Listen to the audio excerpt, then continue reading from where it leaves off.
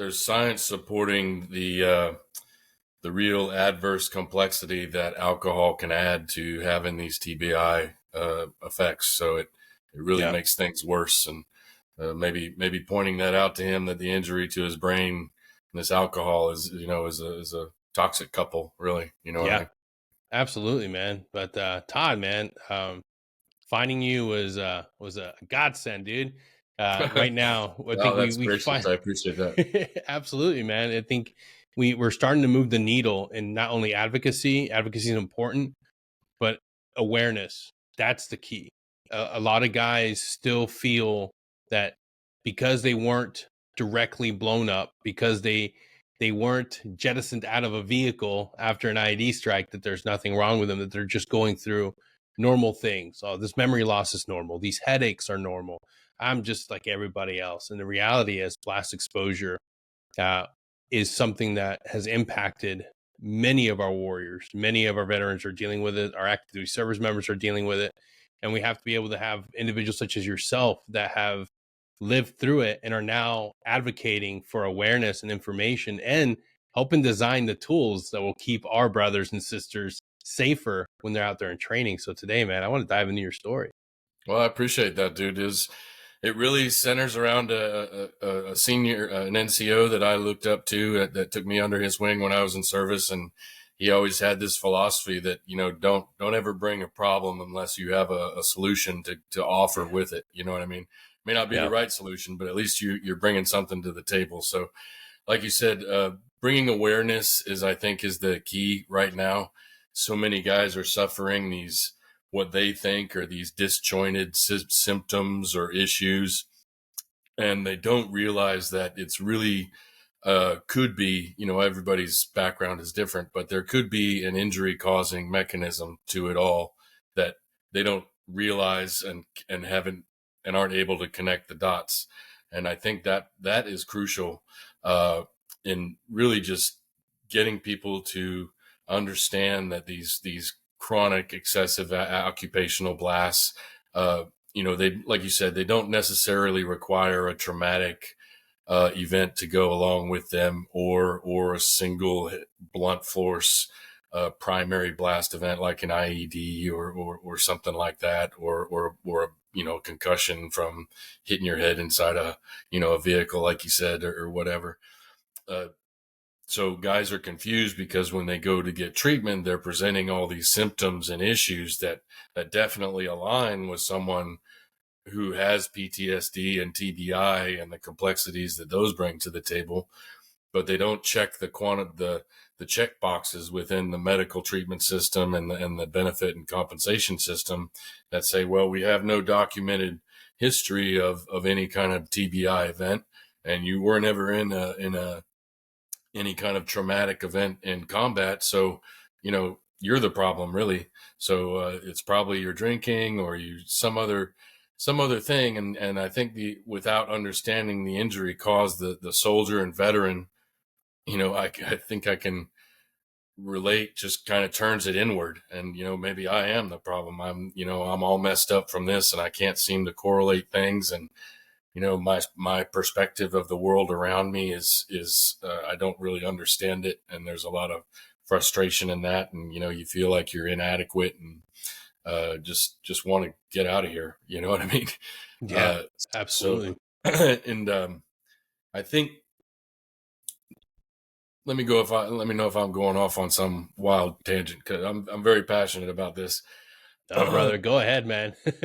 I I think it's so important that people realize that the way these blasts, these chronic blasts, affect the brain is like it's not like anything else in nature. So prior to the blast, so the human body and brain couldn't evolve to adapt to it like it could, a fall where you hit your head. Your body is somewhat developed to protect itself from that kind of a head trauma.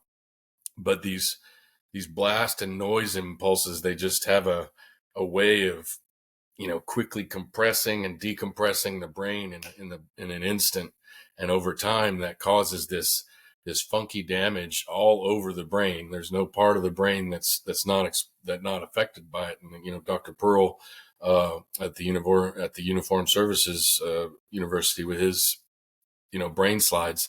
He showed us that there's no part of the brain that's not being affected, and it's uniquely being it's soldiers who are occupationally exposed to these chronic blasts that are leaving these unique signatures on the brain scarring. So it's different from anything else.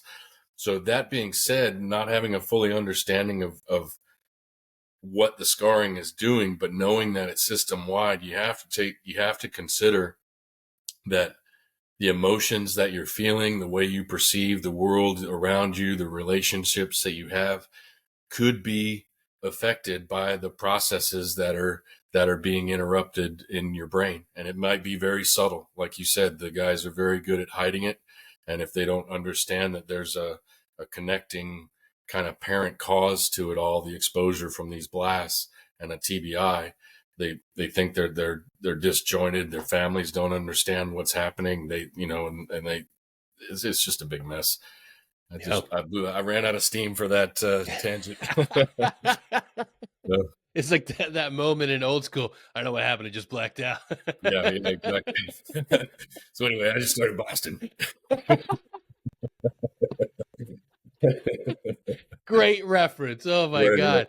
Right. Yeah, man. It's true. The thing that I want to highlight and reiterate for the audience at home is our culture right now, we have put the special operator at the forefront of this fight, at the forefront of these injuries. It's been a Green Beret, a Navy SEAL, a special operations warrior that's out there that definitely has been impacted by this. But the reality is we have to open up the aperture and also focus on our paratroopers, our mortarmen, our artillerymen. It's not relegated just to the special operations realm. The young 11 Charlie, the mortarman, the young crew member of that artillery unit that's on the gun line over and over and over again, they're also being impacted. And they don't have the resources that I have or had when I was on a team. And it's true. I mean, I was blessed, and I truly, truly blessed to be able to go to the Intrepid Spirit, to be able to go to the STAR program. What about that 19 or 20-year-old that's on the gun line and is now starting to experience things like migraines, but they don't know it as a migraine. They just say, oh, it's a really bad headache. Oh, I just, I don't feel good. The media is only reported on it being a problem with special forces and Navy SEALs. So yes, we haven't been told that it's a problem here, but you're right. The reality is that, as deserved as special forces and SOCOM are of the, the attention you guys get in this, it's really just the tip of the iceberg. You guys sit at the head of the table when it comes to these chronic blast exposures, but right next to you are the mortars who eat a tremendous amount of this blast exposure over time. And then other, shoulder fire instructors, guys who work the blast ranges, the breacher houses, they cumulatively, they over time, they get a tremendous amount of blast dose. So yeah. And the suicides, also, in Big Army, the suicides are a huge problem. Between, I think, 2010 and 2021, in DOD only, roughly 10,000 service members killed themselves by suicide. And you kind of zoom out on that, and that's a fucking regiment size element. Yeah, bro.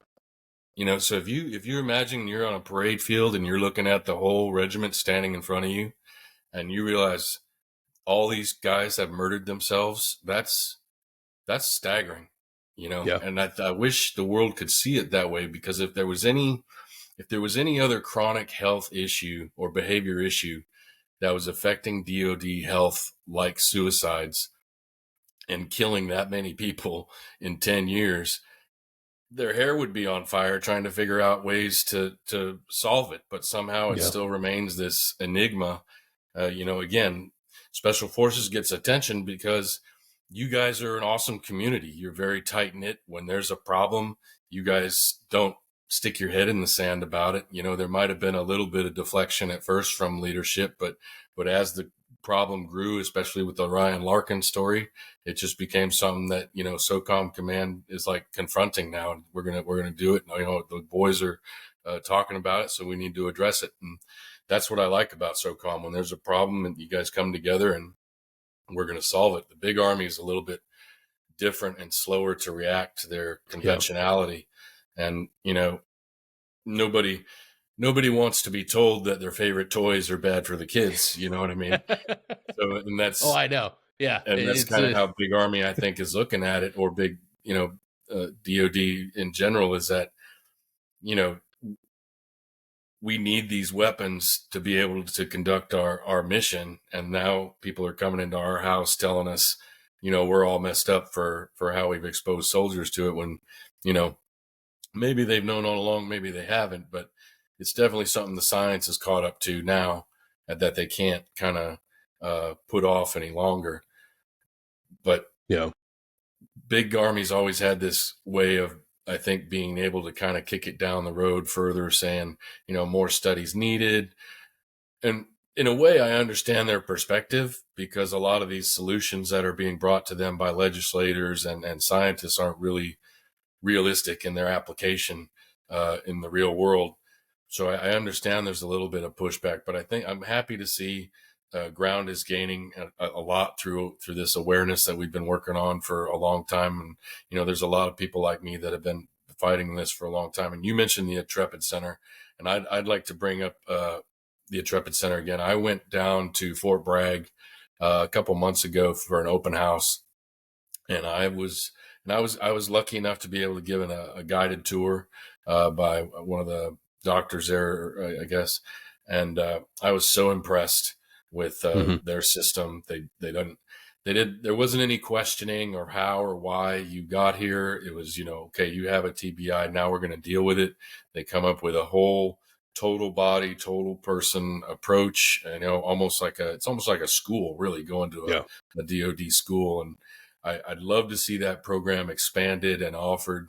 I'd like to see guys in occupational blast MOSs, be introduced to that program. And if they bring it up to their provider, they're interested in going, their provider should be very open to it.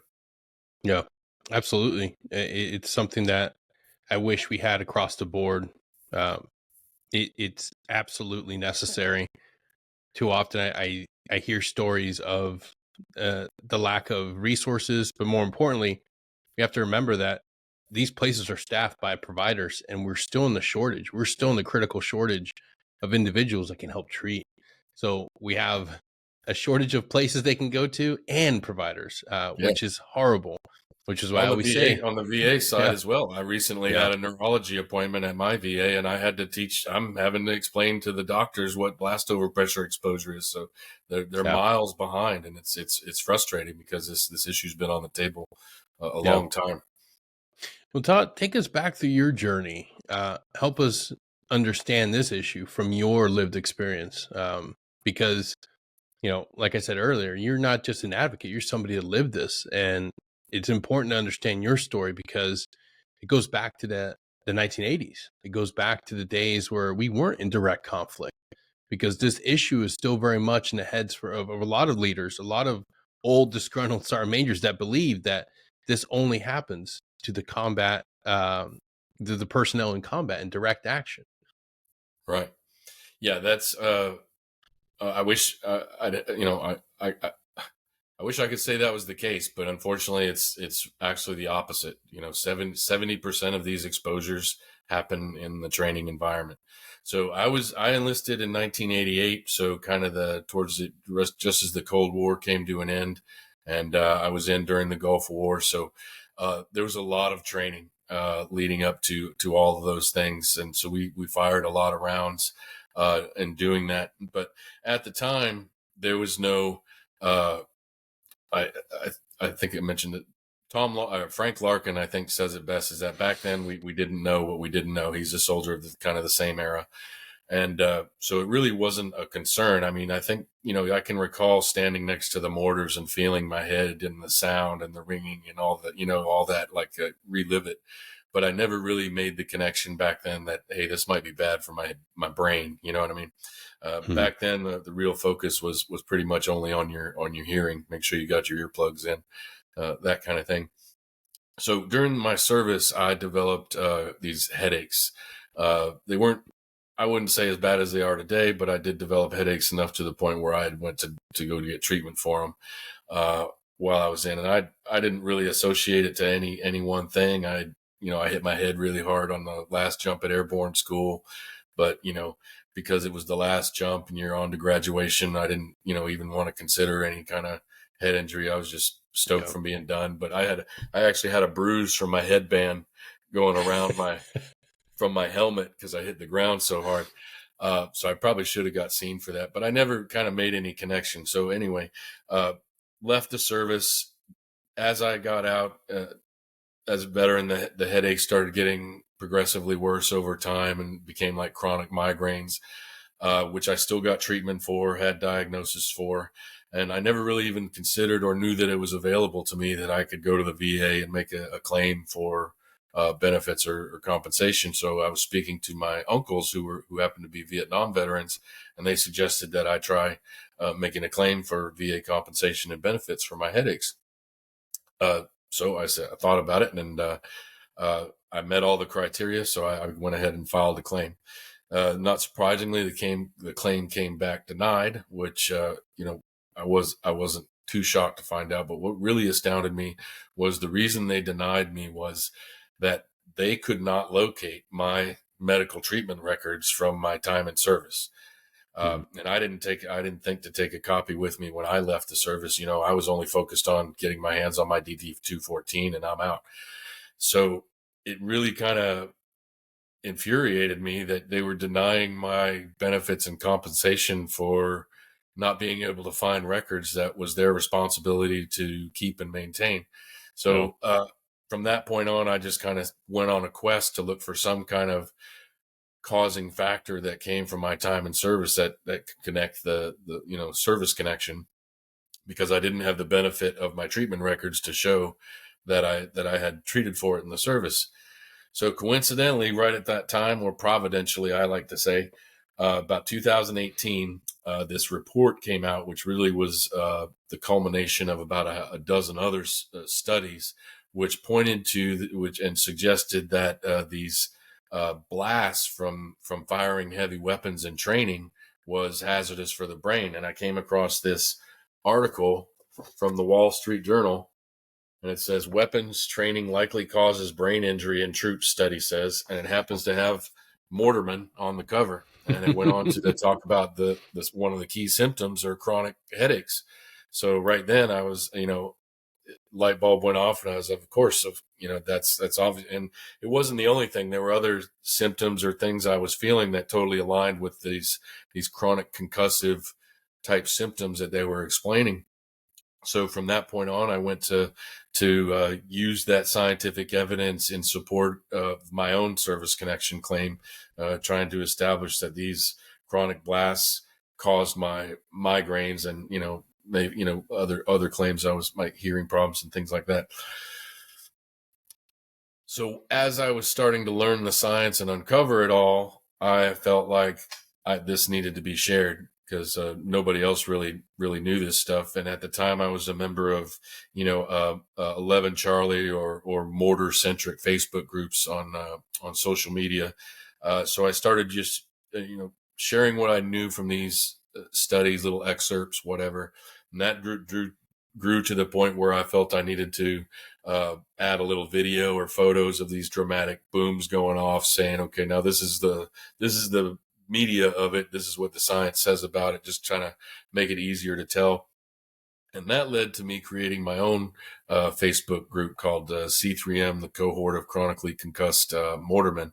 And then, so that grew among 11 Charlies, and it was really a big success, and guys really embraced it. And I got a lot of powerful anecdotal messages from people telling me how much they appreciated understanding that there was an underlying cause or connecting something that connected all the things rather than they're just kind of, separate, these disjointed symptoms or whatever.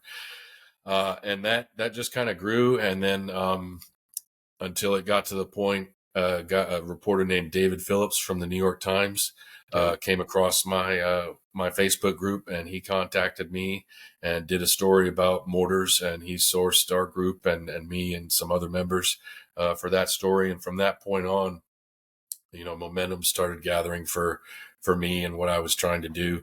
And so it just became a mission of sharing what I was learning and how I thought it would affect other guys, to understand, to getting a full understanding of the effects it's having, to spreading that awareness, teaching other guys, there's a reason for the way they might be feeling if they're anything like me. And that eventually evolved to, okay, now we need to start solving problems. So a buddy of mine named Timothy Grossman, he joined my cause back in, I think, 2019, 2020. And we decided to present what's called the Resolution for Change in Law. And what we wanted the VA to do was grant presumptive service connection to veterans who presented these chronic concussion issues. If they made a VA claim or for benefits and compensation, they were granted presumptive service connection, and not having to go through this, this obtuse evidentiary process of having to prove that their injuries were caused by something that their occupation required, which seems silly to me that they had to prove that, but we never got anywhere, and it's still something we're fighting for. So that's kind of where I got started and how I got into this and where I am now. And so it's been enlightening. It's been great to see there's a lot of other people that are passionate about this, that are deeply affected. And it's been very inspiring for me when I see this revelation come over the people as you explain to them that, once you explain to them that how they're feeling might be the result of an injury, or there might be an injury causing contribution to it all, you see this just get lifted off their shoulders. And Frank Larkin, I like to quote him. He said it best. It's from shame to acceptance.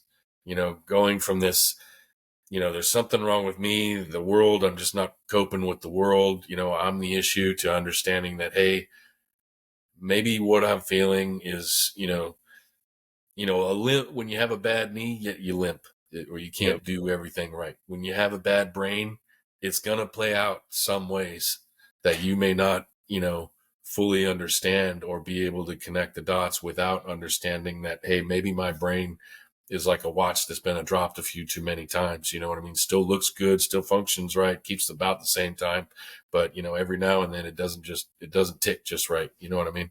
Yeah. Yeah. I think that when you're in that space of not understanding what's going on, and you live that for not just a few weeks or a few months, but for years after service, that weighs on people. If you are injured and you're missing a limb, people can see, all right, he's been affected. When it's something that's cognitively that's impacted your life, like we're talking about mood issues, we're talking about constantly dealing with factors like anxiety, depression, that aren't rooted in just, normal psychological issues. Like, this is deeply connected to the effects of blast exposure. Like, it affects you, but people can't see. It's not something that you have the ability to convey to people. You're still moving along, your memory's compromised, and you're dealing with a lot.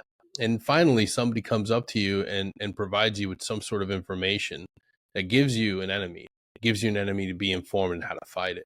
And that gives people hope. That gives people the ability to look at something as not being hopeless. Like, okay, now I can go about treating this. I can go about figuring out how to get past this, and I can have some acceptance. I can look at life and say, okay, like, I'm still going to be the guy that doesn't know where the hell he's going if I don't have directions. And I'm still going to be the person that misplaces his keys, but I can build new ways, new habits to make my life as pain-free as possible. And, and, And and that's what people need. I agree. And equally important is that the loved ones around you understand as Yes. well. Instead of them just standing there going, we don't know what's going on with him. He's going Yeah. crazy. And there's kind of this counter reaction to it, which is human nature. But, I've spoken with wives of service members, and you get the same, you see tears coming up in their eyes when they understand that, when he yells at the dog and snaps at the kids and takes off in the truck or whatever, maybe it's not just something, some personality quirk or something that you did. There's something functionally not happening right. And, we need to get attention drawn to it. And I think this awareness is especially powerful because this community of blast exposed occupations has just a ridiculously high increase of suicide risk. There's just something Yep. the brain is doing. I like to think of it as like, do you remember the movie Inception? Oh yeah.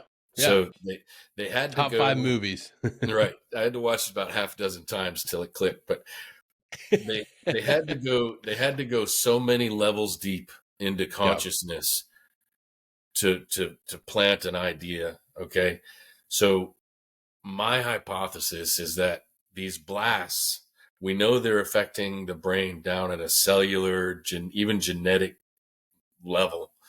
So my hypothesis is that these blast waves are somehow affecting that bottom layer of consciousness where ideas are seated, and somehow when the beast inside, or I call her the temptress whispering in your ear, and that just the darkness just starts coming in like a lot of times you see those movies where the Hulk is transforming into and you just, that rage, you can almost feel it sometimes, and you're just desperation for a way out, and that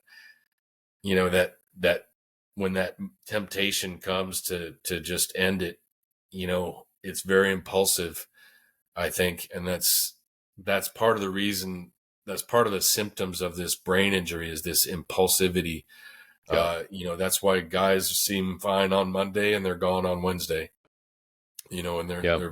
and uh I think if we can get people to win to the point where, when that beast inside, or the demons or whatever, they start fucking boiling up, if we can just get people to step back just half a second and say, hey, wait a minute, maybe this is my brain fucking with me because of these blasts. You know what I mean? No, it's Maybe. absolutely true that there's a Yeah. region within the brain that's impacted, that's directly related to impulse control. Right. Um, you see it in guys that have suffered horrific um, brain brain injuries. Their impulse control is gone. Hmm. They seem impulsive, erratic. You see erratic behavior, but the same areas can be impacted by blast exposure, and then you see that person change. You see their demeanor change. You see that, and that's why drinking goes hand in hand. You see I that was just direct about to say impulse that, like you to mentioned your drink. buddy earlier, that Yeah. impulsivity goes through the roof when you when Yep. you add in alcohol, or sometimes even some of the drugs they prescribe us Yes. and then you combine it all, and it just, like, it's a torment. And I think this enlightenment, this seeing the weight lifted off of people, I think that is the way. Awareness, Yeah. awareness will lead to action. Action is people accepting it, putting this dogma or stigma that you can't explain, you can't talk about it aside, and just turning and facing it. I think we talked to Bruce when I said it doesn't need to be this seven-headed hydra that we're all running from, that we just can't seem to get a grip of, or even understand. It's something we can turn and face, and bring into the light, and chop its heads off one at a time until we get control of this. Yeah. I think it's just simple things. Once we make that transition from, you meet this event horizon, once you go from awareness to action. Once you get to that tipping point where awareness becomes action, then everything will just I think it'll just kind of take care of itself. I think a good model for that was kind of the NFL. For the longest time, they deflected and denied there's any kind of relation to head injuries or CTE. Then they had these very public problems with their players. They had to acknowledge that there was something going on. Once they did, they started making tougher penalties, better equipment, things like that. And, now some could say they have a better, safer game for it. I think the Yeah. DOD could follow a same kind of evolution pretty much if Yeah. they just get their head out of the sand about it. Absolutely, man. It's we've had leaders write white paper studies on this issue. We've had leaders that have gone on to their big schools to do that big officer college time.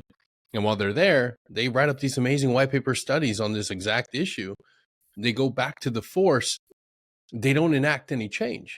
They don't Mm. enact any policy, or they don't try to champion any policy or anything, even at their division or the group level. Nothing gets changed. I mean, if you're smart enough and you're willing to write these amazing papers that get published, go back and do something for your guys. Do something for the people within your organization. And I understand it's a complex issue, but you yourself, you created something that can help the exposure.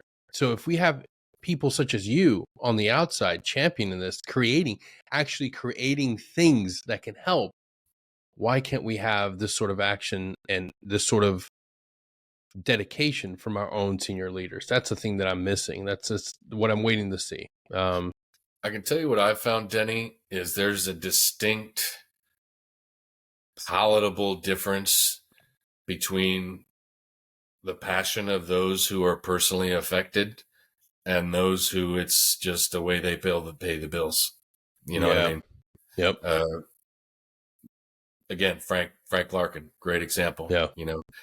Deeply affected, deeply passionate person is driving change. You know what I mean?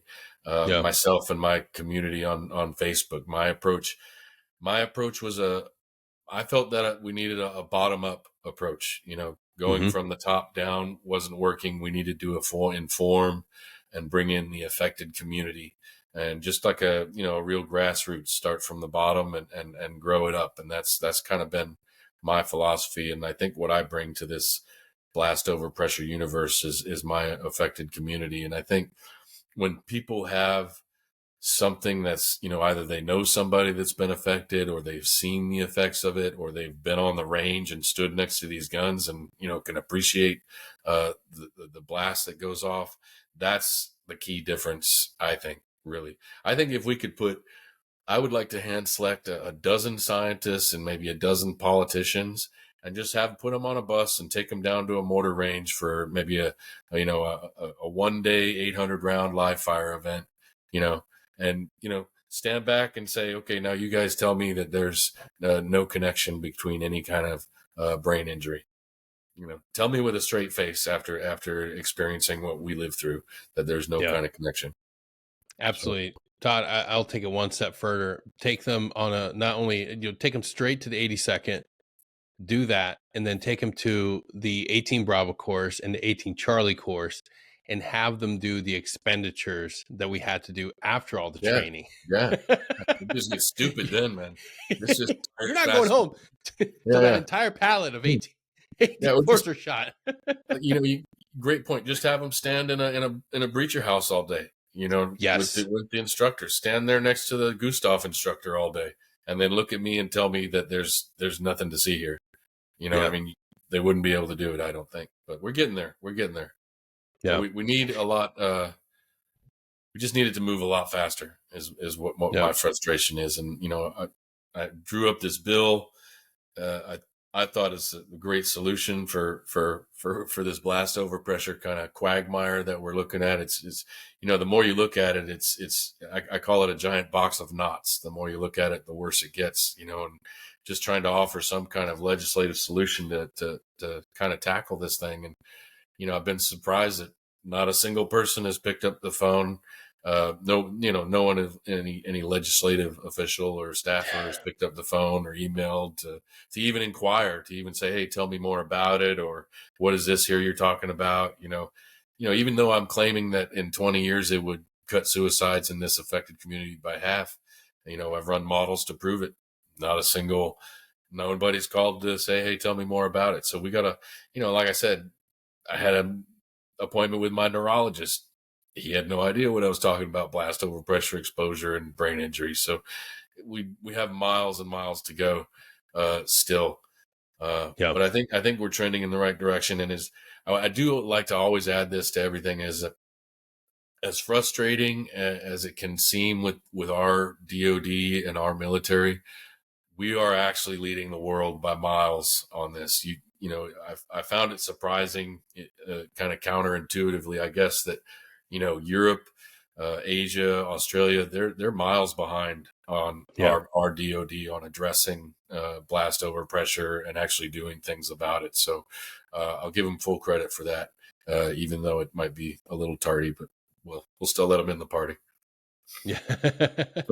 Yeah. It's important to focus on the good as well. We have a lot of organizations and individuals such as yourself and Bruce Parkman that are actively going to our government, trying to bring policy change, because that's really, unfortunately, what we need. We can't get to the point where our soldiers are going to be treated and have accessibility to, things like the Intrepid Center or other treatment centers like it without advocating on Capitol Hill. That's the truth. That's whether you want to accept it or not. That's what we need. We need individuals that are willing to dive into that fight and bring change at that location. It's not fun. It's not sexy, but that's where real change comes. So if you're out there and you want to get involved, that's where you have to go. So if you're willing, if you're able, or you have the ear of somebody in government, like, talk about this, bring awareness to this. Let him know about Todd. Let him know what he's doing. Talk to him about Bruce Parkman and Broken Brains and what he's doing on his end. It seems like every other week, Bruce is flying up and doing something, advocating for this, because it's not Speaking of someone who's had great success based on their passion and being affected, he's a perfect example of that. Yeah, and he's from our community. He wasn't some magical officer. He's a sergeant major. He got out and has experienced this firsthand and understands that we have to fight this. We have to come together as a community. And if you're in that environment, reach out, hit us up. Todd, how can people get a hold of you? You can go to my website at overpressured.com, and there's a link to join our Facebook cohort of affected community. It's not it's a serious group. We have a lot of we have researchers in there. We got veterans, service members, journalists. We have legislative staffers who are members of our community. So it's a good place to come and learn about the science behind blast overpressure exposure, what it can be doing to your brain, how it plays out, sharing anecdotal stories with the other in the affected community, getting guidance on how to navigate VA claims or deal with your issues. We'd love to have you, and I think you'd find a good home there. Again, Denny said it best. Write your congressman. We provide a lot of science and based tools you can use to present to your legislator, explaining what's going on. And that's how we're going to do it, just from the bottom up, I think. Yeah. That's something that we can always take comfort in, that it's up to us. Like, I say it all the time and I'll say it again. The idea that someone's going to swoop in last minute and save us from this and change everything for us, it's not realistic. We are the QRF. We are coming. Yeah, this is it. Like, we have to be able to go back, look at a speedball, find ammo where we can, patch everybody else up, getting back on the line and start fighting this. And this is how we're going to win, by being able to do it together.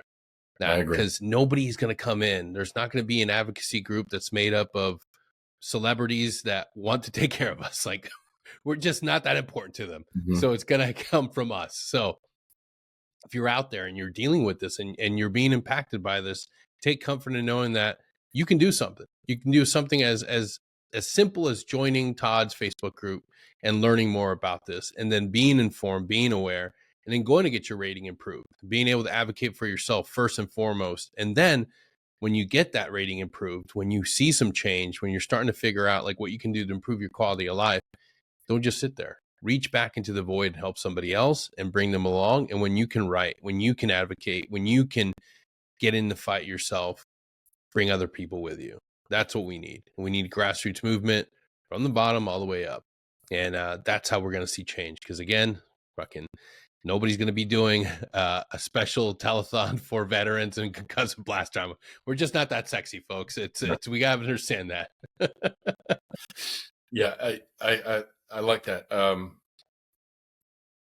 I'd like to add on too that there's been research done that shows that the risk of suicide and bad behavioral health diminishes when a soldier has been acknowledged of their injury or a veteran has been acknowledged. So people with a diagnosis and a TBI who are at least acknowledged that there's an issue, it really is it can be a powerful thing in how you view things. And hopefully, like I said, it can buy you that half second you need to step back when you're on the brink and just kind of reevaluate that maybe you aren't the cause of this and maybe there's an underlying injury cause to it. Yeah. And that your loved ones know too. Yeah. Families and yourself, you deserve, if you're sitting at home and you're dealing with stuff that we talked about, migraines, impulsivity, the feeling like you're constantly riding cycles of highs and lows, depression, anxiety. These are all things that can be completely related to TBI and blast exposure. Like it's not, they always talk about PTSD. They always try to push you and sell you on PTSD. And yes, maybe you have that as well. But I'm willing to bet that if you were an artilleryman, if you were a paratrooper, if you were an infantryman, and you served during the GWAT, and you have a few documented TBIs, concussions, maybe you're dealing with something more. Be willing to do the research. Print out the white papers. Read them. I took operator syndrome with me to my QA, QC appointments or QTC appointments because the doctors didn't know. They weren't talking about it. And knowledge empowers you. When you have those white paper studies, when you can sit down and it's heavily highlighted. I went through this when I couldn't focus. Yeah. When I couldn't read. To my read. doctor's appointments with the same thing and rub their nose in it. Look at this. Yeah. And because a lot of times, the doctors are like, wow, I didn't know this. And they're very open and receptive to it. You know what I mean? If you just bring it up to them and they work, I think service members and veterans, our providers work for us. So you can make them look at this. This is evidence you're bringing to them that is relevant to your health background. So if you take this scientific research and you show them that, look, I am the living person that they're talking about in these studies, they need to take you seriously. And if not, then you need to make a fuss about it. Yeah. That's the beauty of the plain language in research papers and scientific studies. Mm-hmm. List out your deployments. Or go ahead. Sorry. What you did is brilliant. And that's actually very similar to what I provide on the website as a PDF. That's just the excerpts and extracts of like maybe 24 studies. And I just provide it to the guys. Download this, take it to your CMP exams, take it to your medical providers, learn it, read it, learn it, share the science, share it with your buddies, tell your wife, that kind of thing. And I think doing that is going to change everything when guys walk up to the gun line or go into the breacher house now. They're going to know that there's a health hazard now. And thinking about my brain is going to be something that future guys are going to be calculating into their math. And when they go into a blast and they're like, fuck, that hurt, they're going to think, I need to remember that I might have just hurt my head right there. Yeah, absolutely. And I will tell you guys, I've put it before. I'll do it again for this episode. The thing I want you to be informed about is when you get out, when you retire, when you ETS, when you medically retire, you're going to go through these evaluations. And they are 100% going to sell you on PTSD. I'm going to put the Venn diagram up again right here. You'll see it. It's a beautiful Venn diagram. It'll show you, they'll put out and they'll show you as well. They'll put PTSD and TBI. Of all the things that they that they exist within both, and they'll say, well, it's probably PTSD. I will tell you right now, yes, I believe in PTSD, but for our service members that are in that population that we just talked about, I will tell you that you need to go down and look at the fine tooth and look at the information that you have in your service record. Understand the difference. Understand that your migraines, your impulsivity, your desire to drink, your desire to, maybe you have suicidal ideations, they're not just associated with PTSD. It could be that you have been severely impacted by blast exposure and traumatic brain injury from your training, from your combat deployments. Be willing to sit down, look at all the things you've done, and write it out. One of the best pieces of advice I ever got was write out all the things that you went through on your deployment and training. Look at how much you can remember, all the times you were concussed, all the times you were injured, all the times you did training in the shoot house, all the times you did demo training, all the times that you rode a charge too close. Put all that stuff down and look at it. And I'm sure that if you're just like me, you'll have pages of stuff to look back and reflect on, and then print out the white paper study on operator syndrome or blast exposure and go down and look at all the signs and symptoms. Look at all the things that could have affected you in your career. And if you're like me, you can't focus on reading, highlight it. Just highlight it and write out notes of how you felt, of things that impacted you throughout your career. It's not just for the special forces guys. It's for you too, mortarmen. It's for you too, paratroopers. It's for you too, artillerymen. Anybody that had exposure to these weapon systems over and over and over again, it can impact you. And what I want you to do is take charge, take accountability, take ownership of this, and understand that, like, the first thing you want to do is make sure that you get out of the military with the right rating. But on the backside of that, I also want you to get better, because these things you can improve. You can improve your quality of life once you know the enemy that you're fighting. And there are tons of resources out there that are not going to charge you. They're not going to cost you a dime to get help. Go to episode description right now. You'll see that there's a link to the Avalon network. These are treatment facilities for TBI, concussive blast injuries, that are free of charge. You're not going to pay a dime to go to these treatment centers. And you don't need to walk in there with anything but your discharge papers, your retirement orders, your list of exposures. That's it. They're not gonna gatekeep you and say, well, you weren't a special forces operator, you can't come in here. No, you just walk in and say, hey, I had a long history of blowing shit up with mortars and AT4s and Carl Gustavs. I need help, and they will gladly take you. So please know that there are resources out there. There are people that want to help you and they want to see you improve and get better. Todd, I can't thank you enough for being here today and for being an advocate and a leader in this space. Again, please, everybody, take care of your brains, take care of yourselves, and know that there is a way to get better. You're not alone in this fight. Please reach out to Todd. Hit us up at sechaltpodcast@gmail.com if you need resources or pointed to the right place to go. And I will do my best to answer your emails as soon as possible. And please take care of each other and yourselves. Till next time, take care.